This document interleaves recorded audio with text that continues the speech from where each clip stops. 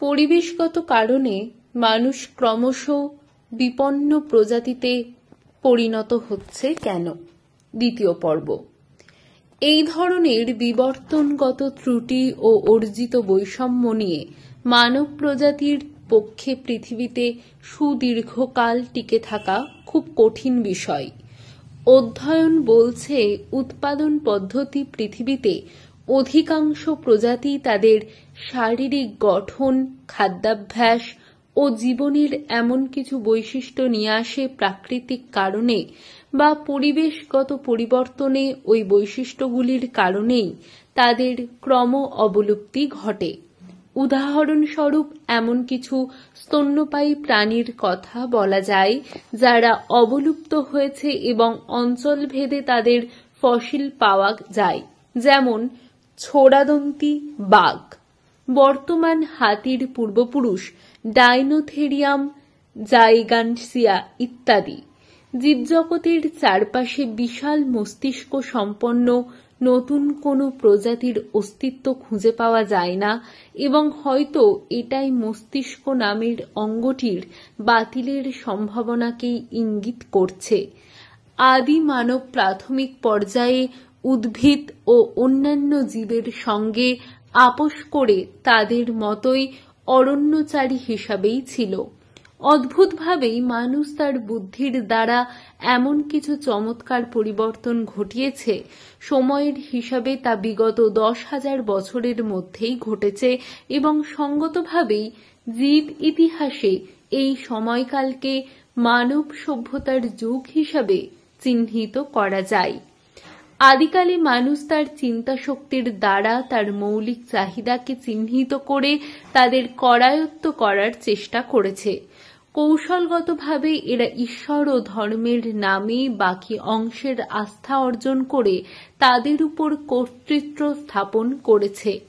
অন্যদিকে বাহুবলী গোষ্ঠী অন্যভাবে তাদের মৌলিক চাহিদা পূরণের চেষ্টা করেছে, কিন্তু এতে সামগ্রিকভাবে মানুষের মৌলিক সমস্যার সমাধান না হয়ে তা ভিন্ন ভিন্ন সামাজিক ও রাজনৈতিক মতবাদের ভিত্তিতে আরও জটিলতর রূপ ধারণ করেছে। বলাই বাহুল্য, যে মানুষের জীবনযুদ্ধের প্রয়োজনে আধুনিক বিজ্ঞানের জন্ম হয়, আবার সেই বিজ্ঞানের ভুল প্রয়োগ ও অপব্যবহারের সমস্যা সমাধানের পথে বিভ্রান্তির সৃষ্টি হয়েছে। মানুষের মধ্যে একটা বড় অংশ দারিদ্র্য, ক্ষুধা, অপুষ্টিতে জর্জরিত হয়েছে। পানীয় জলের ভাণ্ডার নিঃশেষিত হতে চলেছে। ভূপৃষ্ঠের গড় তাপমাত্রা ক্রমশ বৃদ্ধি পাচ্ছে। মাটিতে সঞ্চিত সম্পদ, যার উপরে মানুষসহ সকল জীবের অস্তিত্ব নির্ভর করছে, তা মানুষের দ্বারা অপরিকল্পিতভাবে ব্যবহারের কবলে পড়ে সংকটাপন্ন। এর সাথে যুক্ত হয়েছে অস্বাভাবিক হারে জনসংখ্যা বৃদ্ধির ঘটনা। মানুষের মৃত্যুহার কমানোর পাশাপাশি জন্মহার কমানোর পরিকল্পনা নেওয়া জরুরি ছিল, তা হয়নি। অত্যন্ত আশ্চর্যের ও উদ্বেগের বিষয় এটাই যে যেখানে উন্নত দেশগুলিতে একটা নির্দিষ্ট সময়ের মধ্যে এই জনসংখ্যা বৃদ্ধি ঘটবে দ্বিগুণেরও কম, সেখানে ভারতও আরও কিছু দেশে এই বৃদ্ধি ঘটবে 5 গুণেরও বেশি হারে। এই অবস্থায় ভারতে মানুষের মৌলিক চাহিদা পূরণের কাজ ভেঙে পড়ার উপক্রম হবে। শুধু তাই নয়, সামগ্রিক বিপর্যয়কে আর আটকে রাখা যাবে না। বিজ্ঞানের আবিষ্কারলব্ধ যন্ত্রপাতি ও পদ্ধতি মানুষ যদি এককভাবে করায়ত্ত না করে বিজ্ঞানভিত্তিক জীবন প্রণালী গ্রহণ করত, তবে হয়তোবা বেশ কিছু সমস্যা সৃষ্টি হতো না এবং পৃথিবীতে মানুষের স্থায়িত্বকাল আরও দীর্ঘ ও অবিচ্ছন্ন হতো ও আসন্ন অবলুপ্তির বিপন্নতা থেকে মুক্তি পেত। যেহেতু মানুষ উদ্ভিদ ও অন্যান্য প্রাণীর মতোই একটি বিশেষ প্রজাতি মাত্র, তাই অস্তিত্ব রক্ষার স্বার্থে প্রাকৃতিকভাবে উদ্ভিদ ও অন্যান্য প্রাণীর সাথে সমঝোতা করেই চলতে হতো। মানুষের মস্তিষ্কজাত বৈজ্ঞানিক সক্রিয়তা ও ক্ষমতাকে যদি বিচক্ষণতার সাথে ব্যবহার করা হতো, তবে এত তাড়াতাড়ি তাকে বিপন্নতার মুখে পড়তে হতো না। বিষাদগ্রস্ত হয়েও বলতে হচ্ছে, মানুষ প্রজাতির অবলুপ্তি ঘটলে অসংখ্য প্রাণী উদ্ভিদের অকাল অবলুপ্তি ঘটবে, তা আগামী দিনের নতুন নতুন প্রজাতির উদ্ভিদ ও প্রাণীর আগমনের সম্ভাবনাকে শেষ করে দিয়ে।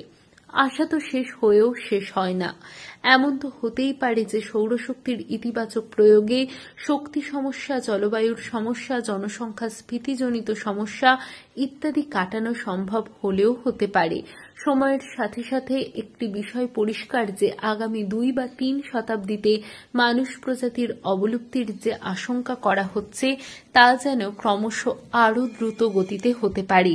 এই অবলুপ্তির সময়কে কিছুটা ঠেকিয়ে রাখা হয়তোবা সম্ভব যদি এখনো মানুষ তার হাতে থাকা বিজ্ঞানের সফল ও সার্থক প্রয়োগ ঘটাতে পারে। কিছুদিন ঠেকানো যদি বা সম্ভব হয়, কিন্তু চিরকালের জন্য কখনোই নয়, কারণ প্রকৃতির নিয়মেই সেটা সম্ভব নয়।